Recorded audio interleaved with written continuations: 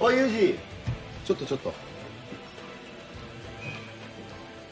こいつ知ってるか？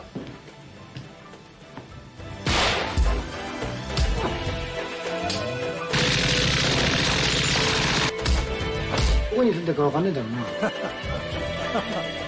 ちょっとわかんないですね。Après les coffrets de l'Arabia sortis au premier semestre, c'est au tour de Wildside de proposer en haute définition les grands films de Takeshi Kitano. Ces sorties concernent ses débuts en tant que réalisateur, à commencer par sa toute première mise en scène, Violent Cop. Il est ironique que celui qui se fera connaître pour ses portraits de Yakuza ait débuté sa carrière de metteur en scène dans la peau d'un flic, Azuma, un tortionnaire torturé aux méthodes expéditives.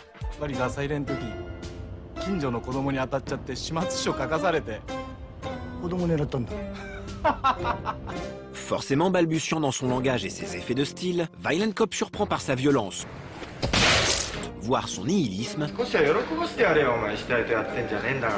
et cette haine sourde qui couvre sous le visage impénétrable du comédien. Film initialement destiné à Kinji Fukasaku, Violent Cop porte déjà la promesse d'un auteur suffisamment puissant pour s'approprier de façon irrémédiable une œuvre dont il n'est pas à l'initiative.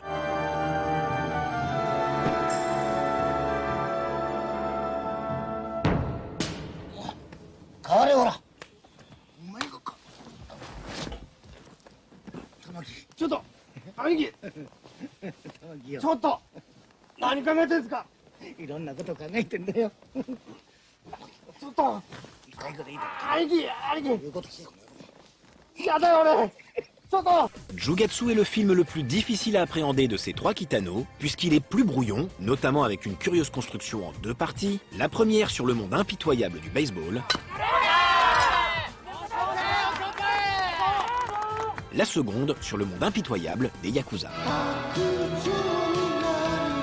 Mais il y a dans ce grand bric-à-brac déjà tout Kitano, avec ses ruptures de ton radicales, ce sens de l'ellipse sans égale,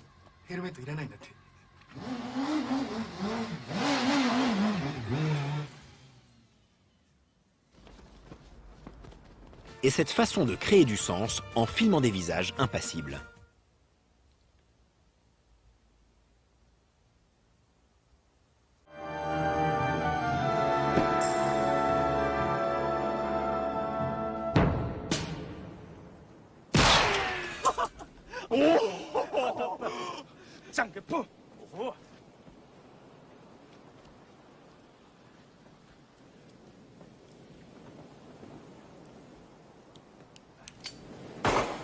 L'immanquable de ces trois films reste Sonatine, dans lequel des Yakuza planqués sur une plage déserte se retrouvent contraints à l'inaction.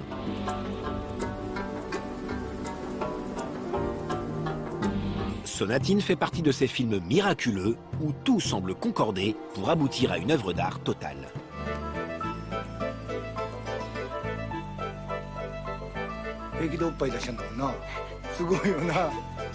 À l'époque du tournage, Kitano était en effet en pleine possession de ses moyens et avait formé autour de lui une équipe de fidèles, à commencer par le compositeur Joe Hisaishi. Sonatine est aussi porté par le désespoir d'un homme au bord du gouffre. Takeshi Kitano sera d'ailleurs victime peu après le tournage d'un accident de moto qu'il qualifiera de suicidaire. Sonatine est un film noir introspectif, une œuvre de contraste entre tragédie sanguinaire, potacherie puérile